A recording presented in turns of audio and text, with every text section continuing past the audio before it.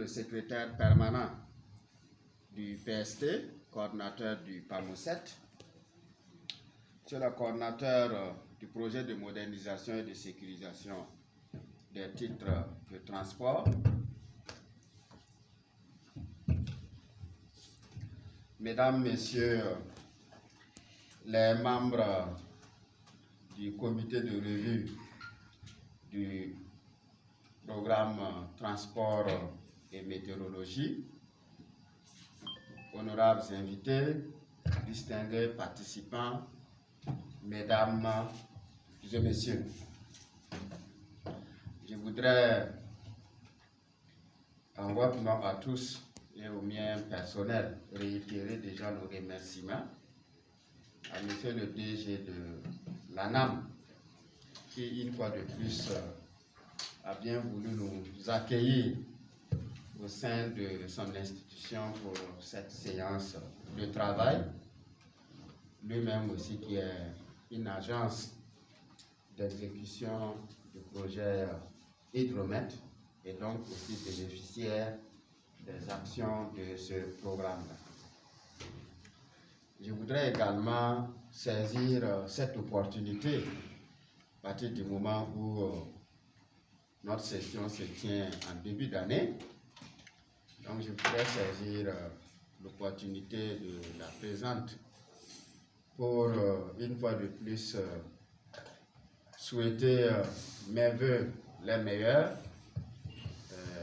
à ceux que je n'ai pas encore pu rencontrer pour cette nouvelle année 2021. C'est des vœux de santé, des vœux de force, des vœux de courage pour que véritablement nous puissions engager des actions qui vont renforcer les différents projets de notre programme afin qu'en fin d'année, les résultats qui sont escomptés puissent être atteints. Et pour ce faire, au-delà de la santé, du courage et de toute l'abnégation qu'il nous faut, nous pensons qu'il faut bien entendu autre chose. Tout le monde sait que nous sommes dans un pays en proie depuis quelques années à des phénomènes d'insécurité. Or, nous avons des agents d'exécution qui interviennent sur toute l'étendue du territoire et donc dans les confins les plus reculés. Et donc, je pense ici à l'ANAM qui a des installations un peu partout dans l'intérieur du pays.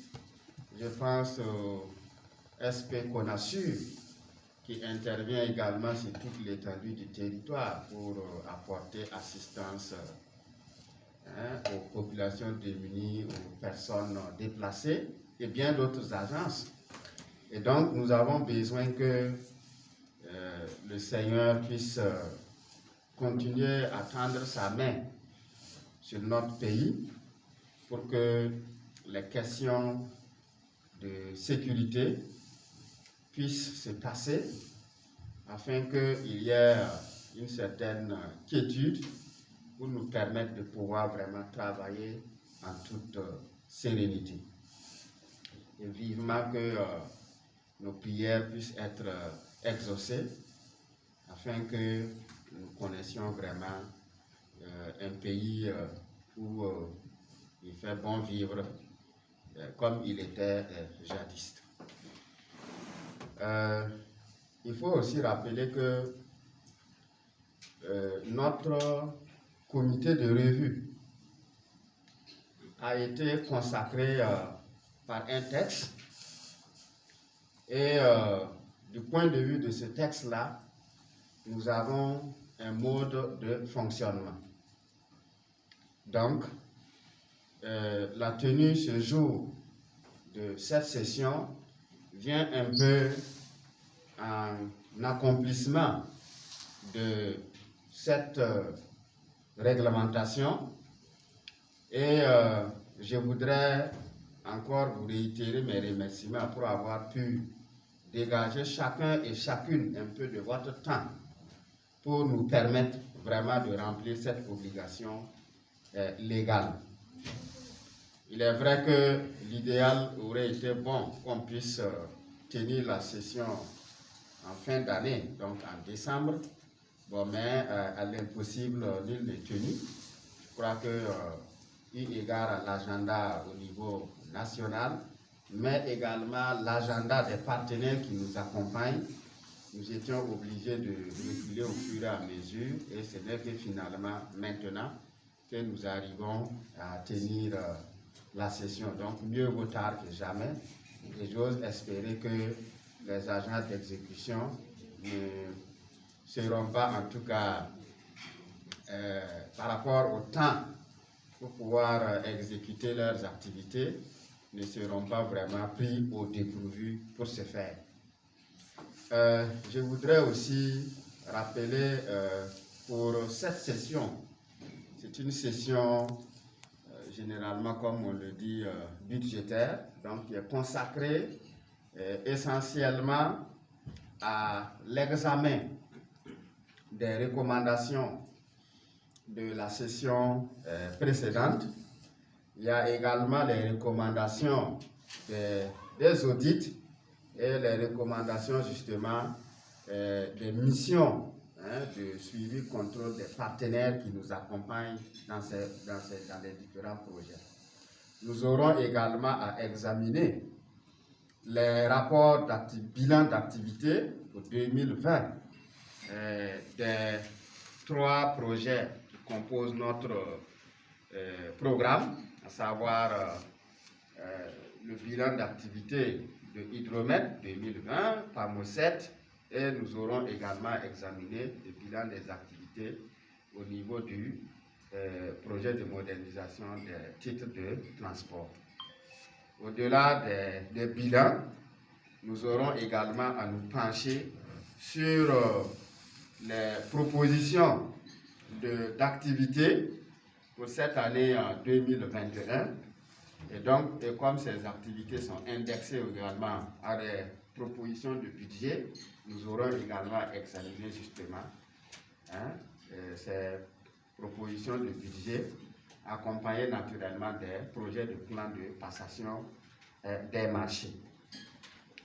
Et je voudrais, pour ce faire, vous inviter à une analyse, en tout cas sans complaisance, de l'ensemble des documents qui sont soumis à notre attention, étant entendu que nous sommes en synergie d'action. Et donc, les actions d'une structure peuvent impacter celles d'une autre. Donc, ça veut dire que si déjà ici nous ne parlons pas le même langage, il est évident qu'à l'exécution, il peut avoir en tout cas des difficultés.